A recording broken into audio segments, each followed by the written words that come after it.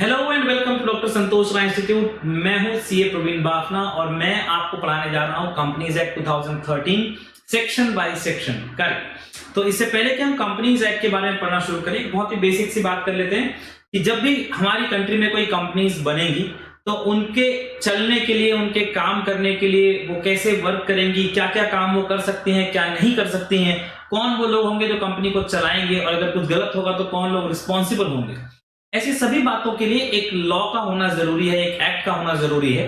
वो एक्ट हमारे लिए आज इस कंट्री में है कंपनीज एक्ट 2013। इसके पहले कंपनीज एक्ट 1956 के थ्रू हम गवर्न होते थे, पर 2013 से अब कंपनीज एक्ट 2013 हमारे साथ है।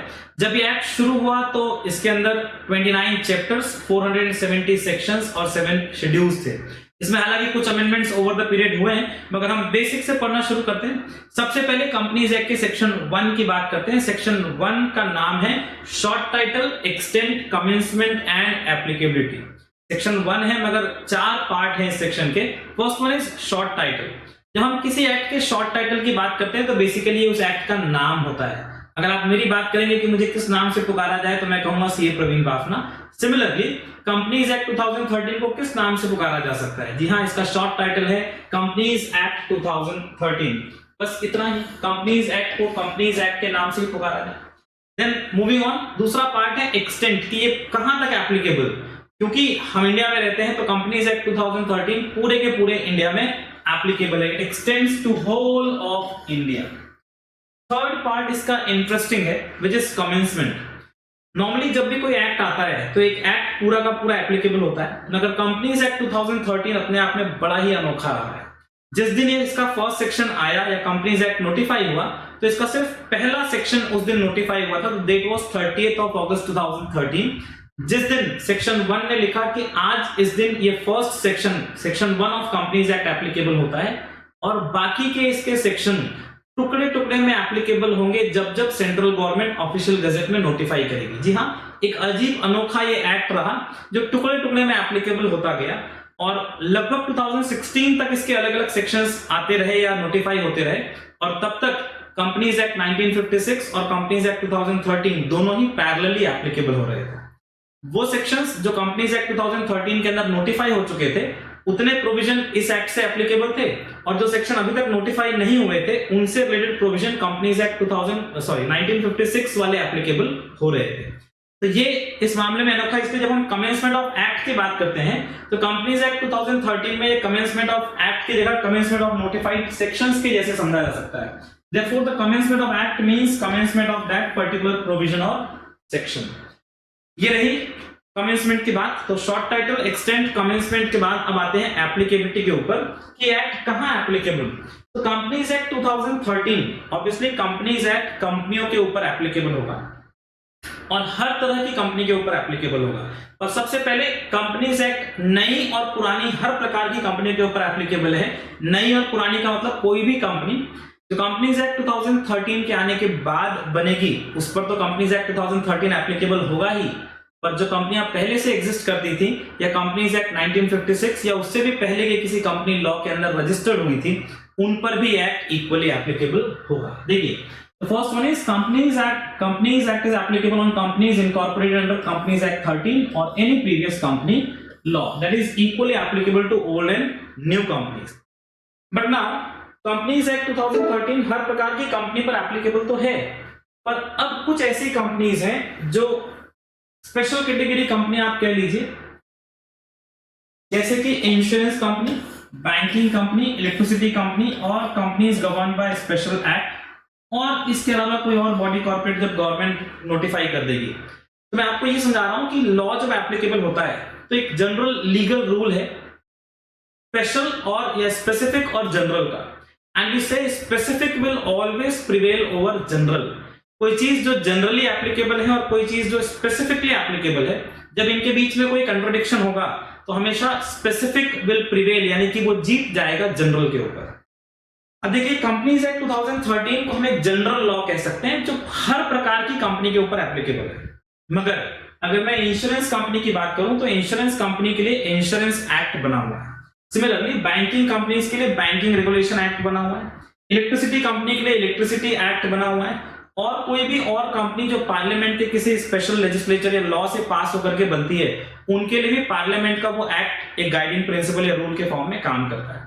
अब कहानी है, फॉर एग्जांपल बैंकिंग कंपनी को लेते हैं। अगर मैं एक बैंकिंग कंपनी हूं तो मैं कंपनी तो हूं ही, इसलिए मेरे ऊपर कंपनीज एक्ट 2013 एप्लीकेबल होगा, मगर क्योंकि मैं एक बैंकिंग कंपनी हूं, मेरे ऊपर बैंकिंग रेगुलेशन एक्ट भी एप्लीकेबल होता है। अब क्वेश्चन ये है कि अगर कंपनीज एक्ट 2013 और बैंकिंग रेगुलेशन एक्ट में किसी एक पर्टिकुलर मैटर पे अलग अलग बातें लिखी होंगी, तो एज अ बैंक मुझे क्या फॉलो करना है? अगर मैं कंपनीज एक्ट 2013 का प्रोविजन फॉलो करता हूं तो मैं कंट्रावेंशन करता हूं बैंकिंग रेगुलेशन एक्ट का। अगर बैंकिंग रेगुलेशन एक्ट में लिखी हुई बात फॉलो करूंगा तो कंपनीज एक्ट 2013 कंट्रावीन हो जाएगा।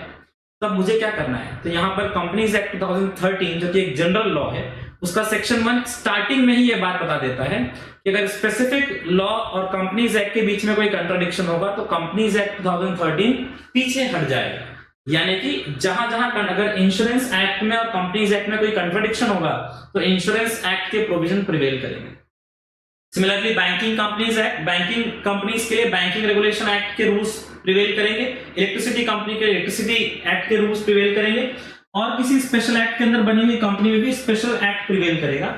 इसके अलावा गवर्नमेंट जिन बॉडी कॉर्पोरेट्स को नोटिफाई कर देगी, उन नोटिफाइड बॉडी कॉर्पोरेट्स के लिए भी सेंट्रल गवर्नमेंट जैसा बताएगी कि वो एक्ट कितना एप्लीकेबल होगा, कैसे एप्लीकेबल होगा, किन मॉडिफिकेशंस के साथ एप्लीकेबल होगा, वैसा ही कंपनीज एक्ट 2013 एप्लीकेबल होगा। तो ये है section 1, short title, extent, commencement and applicability. Now will move on to section 2। Section 2 में कंपनीज एक्ट के अंदर डेफिनेशंस दिए हुए। कंपनीज एक्ट 2013 कहता है कि इसके पहले कि आप आगे बढ़ के कंपनीज एक्ट को पढ़ना शुरू करें, कुछ टर्म्स जो आपको जानने चाहिए वो जान लेने चाहिए, मगर सेक्शन 2 के अंदर 90 से ज्यादा अलग अलग डेफिनेशंस दिए हैं। हम पूरे 90 डेफिनेशंस की बात नहीं करेंगे। कंपनीज एक्ट को शुरू करने से पहले जो बेसिक डेफिनेशन हमें समझ जानी चाहिए, हम उसके बारे में भी बात करने जा रहे हैं।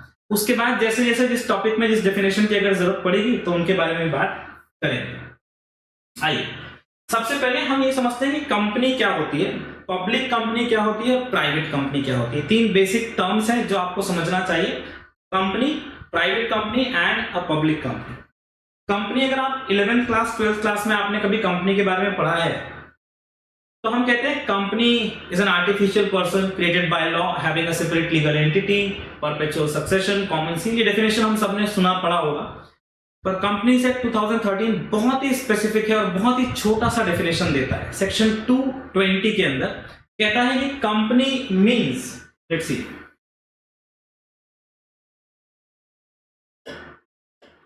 it says a company means a company incorporated under this act or a company incorporated under any previous law। इस एक्ट के अंदर, अब यहां से इस एक्ट में जब भी एक्ट वर्ड यूज करेगा उसका मतलब होगा कंपनीज एक्ट 2013। तो कोई भी कंपनी जो कंपनीज एक्ट 2013 के अंदर बनी है या किसी भी प्रीवियस कंपनी लॉ के अंदर रजिस्टर्ड है, वही कंपनी है। इसका मतलब इस एक्ट के अंदर कंपनी वही है जो किसी कंपनीज एक्ट के अंदर रजिस्टर्ड है। अनरजिस्टर्ड कंपनीज या बिना रजिस्ट्रेशन के आप किसी एंटिटी को अगर कंपनी कहने लगेंगे तो वो कंपनीज एक्ट 2013 के लिए कंपनी नहीं मानी जाती है। लेट्स सी, फिर जो हम 11th क्लास से पढ़ते हैं उसकी बातचीत कर लेते हैं कि कंपनी इज एन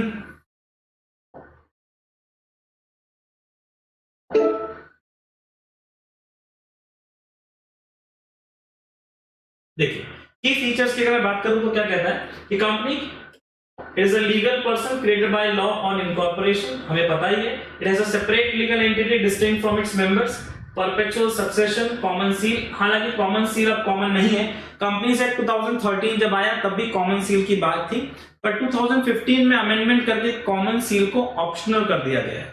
तब हर कंपनी को कॉमन सील रखना जरूरी नहीं है। It can own property, enter into contract, और कंपनी अपने नाम से कॉन्ट्रैक्ट कर सकती है, अपने नाम से केस कर सकती है, उसके ऊपर अपने नाम से केस हो भी सकता है। ये सब वो 11th 12th वाले कैरेक्टरिस्टिक हैं, इसलिए इसके ऊपर बहुत डिटेलिंग में मैं नहीं जा रहा हूं। नेक्स्ट, अब आते हैं प्राइवेट कंपनी के डेफिनेशन में। बहुत ही इंपॉर्टेंट डेफिनेशन है प्राइवेट कंपनी का। Private company, what is a private company? Let's see.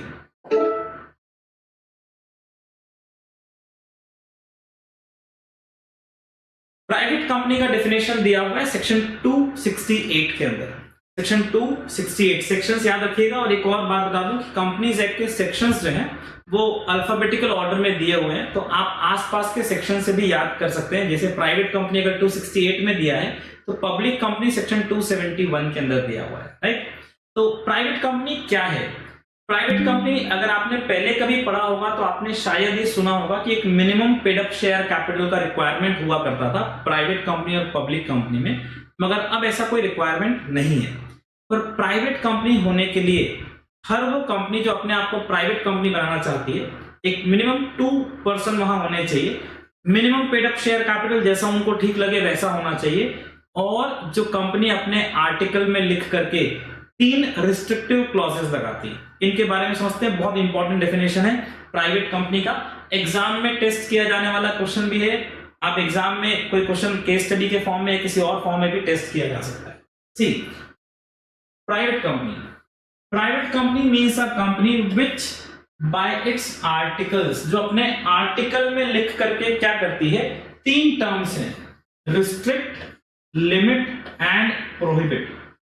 सुनने में तीनों ही वर्ड एक जैसे लगते हैं, रिस्ट्रिक्ट, लिमिट और प्रोहिबिट, मगर तीनों में अंतर है। रिस्ट्रिक्शन का मतलब होता है कि कोई काम जो किया तो जा सकता है मगर उस पर कुछ रिस्ट्रिक्शंस हैं, जैसे रिस्ट्रिक्टेड एरिया, तो वहां कुछ लोग जा सकते हैं, हर कोई नहीं जा सकता। जिनके पास परमिशन होती है वो होता है वो काम करने का।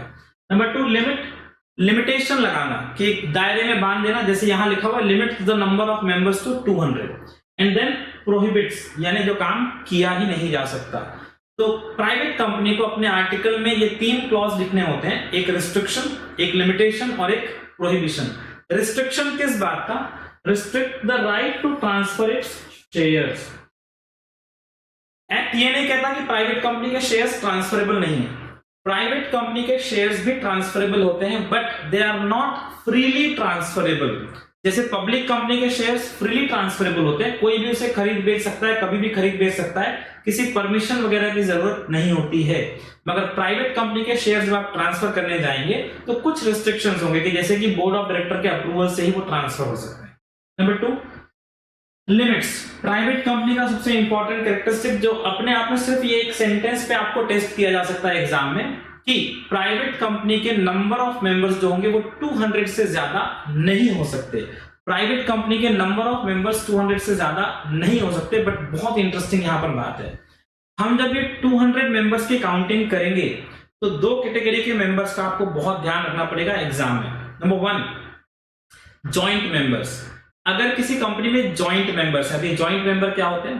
जॉइंट मेंबर का मतलब होता है कि एक से ज्यादा लोग जब जॉइंट नेम पे शेयर्स खरीद रहे हो तो वो जॉइंट मेंबर्स कहलाते हैं। और कंपनीज एक्ट के अंदर मैक्सिमम 3 लोग जॉइंट होल्डर बन सकते हैं। आप 25 लोग मिलकर के जॉइंटली शेयर्स नहीं खरीद सकते, मैक्सिमम 3। अब मान लेते हैं कि मिस्टर ए, मिस्टर बी और मिस्टर सी, इन 3 लोगों ने मिलकर के जॉइंट नेम पर एक प्राइवेट कंपनी के शेयर्स खरीदे हैं। तो अब ये हैं तो 3 लोग, मगर जॉइंटली अगर इन्होंने शेयर खरीदा है तो प्राइवेट कंपनी के जो 200 मेंबर्स की काउंटिंग है, प्राइवेट कंपनी के जो 200 मेंबर्स की काउंटिंग है, उसके लिए जॉइंट मेंबर्स को एक ही गिना जाता है। ये पहला इंपॉर्टेंट पॉइंट, कि जॉइंट मेंबर्स को एक गिना जाता है। यहां पर लिखा हुआ नहीं है, मैं लिख देता हूं।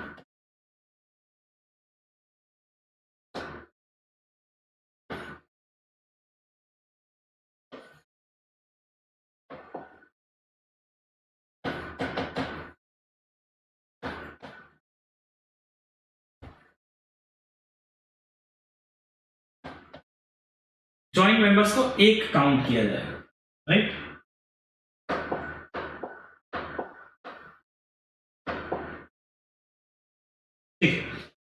एंड सेकेंड थिंग, कंपनी के एम्प्लॉय शेयर होल्डर्स को इस 200 के लिए काउंट नहीं किया जाता है ना। Who are these employee shareholders? Employee shareholder का मतलब होता है कि एक ऐसा पर्सन जो या तो करेंटली कंपनी का एम्प्लॉय है और एम्प्लॉय रहते रहते वो शेयर होल्डर भी है, या फिर पहले कभी कंपनी का एम्प्लॉय था और जब एम्प्लॉय था तभी वो शेयर होल्डर था, मगर आज अब वो कंपनी का एम्प्लॉय नहीं है, एक्स एम्प्लॉय हो चुका है, पर उसके वो शेयर्स अभी भी उसके पास हैं। ऐसा कोई पर्सन अगर कंपनी का शेयर होल्डर है, यानी कि एम्प्लॉय या एक्स एम्प्लॉय शेयर होल्डर, तो उसको 200 की काउंटिंग के लिए इंक्लूड नहीं किया जाता है। मैं इसके बारे में एक छोटा सा प्रैक्टिकल एग्जांपल भी आपको समझाऊंगा कि कैसे क्वेश्चंस बन सकते हैं, या अभी हम डिस्कस कर लेते हैं। मान लीजिए कि एक कंपनी है जहां पर 80 नॉर्मल मेंबर्स हैं। इसके बाद 20 ऐसे लोग हैं जिन्होंने दो लोगों ने जॉइंट नेम पर शेयर्स ले रखे हैं, और इसके अलावा उस कंपनी में 20 एम्प्लॉय शेयर होल्डर है। तो आप ध्यान से सुनिए, 180 मेंबर जो इंडिविजुअल मेंबर है वो तो कंपनी के मेंबर हैं ही। इसके बाद जो 20 शेयर होल्डर हैं पर उन्होंने दो जॉइंट नेम पर अगर शेयर्स खरीदे तो वो हर 2 share joint share holder 1 count होगा, तो वो 20 लोग 10 काउंट होंगे। तो 180 प्लस 10 190 लोग हुए।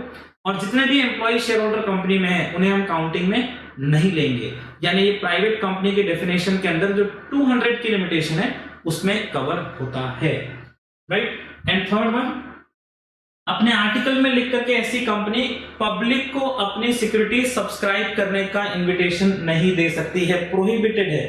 Private company can not invite public to subscribe to its securities. जब मैं सिक्योरिटी वर्ड यूज करता हूं तो इसमें शेयर, डिबेंचर सभी कुछ कवर हो जाता है। देखिए, prohibits any invitation to the public to subscribe for any securities of the company, any security. Done. And last one, ये डेफिनेशन का पार्ट नहीं है but generally prohibits any invitation acceptance of deposit from person other than its member, यानी अपने member या director या उनके relative को छोड़ करके किसी और से यानी पब्लिक से डिपॉजिट भी ये कंपनी नहीं ले सकती है। तो प्राइवेट कंपनी सेक्शन 268 के अंदर वो कंपनी जहां एक मिनिमम 2 लोग होंगे, 2 पर्संस, एक minimum paid up share capital होगा जैसा उनका मन, और इसके बाद जो कंपनी खुद अपने आर्टिकल्स में लिख करके 3 रिस्ट्रिक्शंस अपने यहां लगाती हैं। वो रिस्ट्रिक्ट करती है ट्रांसफरेबिलिटी ऑफ शेयर्स को, वो लिमिट करते हैं नंबर ऑफ मेंबर्स को 200 तक। इस 200 के लिए जॉइंट शेयर होल्डर्स को 1 गिना जाएगा और एम्प्लॉय और एक्स एम्प्लॉय शेयर होल्डर्स को काउंट नहीं किया जाएगा। और तीसरे नंबर पे प्रोहिबिशन होता है पब्लिक को अपनी सिक्योरिटी सब्सक्राइब करने का इन्विटेशन देने पर। यह है private company under section 268। Moving on, public company. What is a public company? तो पब्लिक कंपनी का डेफिनेशन बहुत ही सिंपल है। पब्लिक कंपनी का मतलब होता है वो कंपनी जो प्राइवेट कंपनी नहीं है। सिंपल, वो कंपनी जो प्राइवेट कंपनी नहीं है। Let's see section 271। Public company means a company which is not a private company and may have a minimum paid up share capital as may be prescribed। उसका minimum paid up share capital जैसा उनको अच्छा लगे, कोई restriction law में नहीं है। आप 5,000 रुपए के पेड अप शेयर कैपिटल से कंपनी बना लीजिए, आपका मन, राइट। मगर अब एक खास बात है, पब्लिक कंपनी वो कंपनी जो प्राइवेट कंपनी नहीं है। प्राइवेट कंपनी नहीं होने का क्या मतलब है?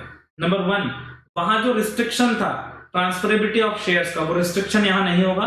इसका मतलब पब्लिक कंपनी के शेयर्स फ्रीली ट्रांसफरेबल होते हैं।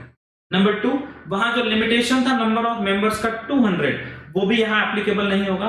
यानी पब्लिक कंपनी में नंबर ऑफ मेंबर्स की कोई लिमिटेशन नहीं होती है, अनलिमिटेड नंबर ऑफ मेंबर्स हो सकते हैं। नंबर 3, वहां जो प्रोहिबिशन है पब्लिक को इनवाइट करने का अपनी सिक्योरिटी सब्सक्राइब करने के लिए, वो भी यहां एप्लीकेबल नहीं होती है। यानी पब्लिक कंपनी पब्लिक को अपनी सिक्योरिटी सब्सक्राइब करने का इनविटेशन दे सकती है। इसीलिए पब्लिक कंपनी वो कंपनी है जो प्राइवेट कंपनी नहीं है। एंड एक प्रोविजो भी है इस सेक्शन के अंदर, अ company which is a subsidiary of a company not being a private company shall be deemed to be a public company for the purpose of this act। एकदम simple भाषा में मैं आपको समझाता हूं कि अगर मैं एक कंपनी हूं और मैं किसी दूसरी कंपनी की सब्सिडियरी कंपनी हूं जो खुद प्राइवेट कंपनी नहीं है, अगर वो प्राइवेट नहीं है तो हम उसे पब्लिक कंपनी कह सकते हैं। यानी एक कंपनी अगर किसी पब्लिक कंपनी की सब्सिडियरी है तो इस एक्ट के लिए वो भी एक पब्लिक कंपनी ही मानी जाएगी, भले ही ऑन पेपर में एक प्राइवेट कंपनी है। चलिए एक बार और समझाता हूं कि अगर एक ए लिमिटेड नाम की कंपनी है जो एक पब्लिक कंपनी है और एक बी प्राइवेट लिमिटेड है, और ये बी प्राइवेट लिमिटेड इस ए लिमिटेड की सब्सिडियरी है। B private limited A limited की अगर सब्सिडियरी है तो ये बी प्राइवेट लिमिटेड भी इस एक्ट के लिए पब्लिक कंपनी ही मानी जाएगी, क्योंकि a limited is a public company. Company के नाम के पीछे लिमिटेड वर्ड लिखा हुआ है तो वो पब्लिक कंपनी है, और प्राइवेट लिमिटेड लिखा हुआ है तो वो एक पब्लिक कंपनी, राइट। डन।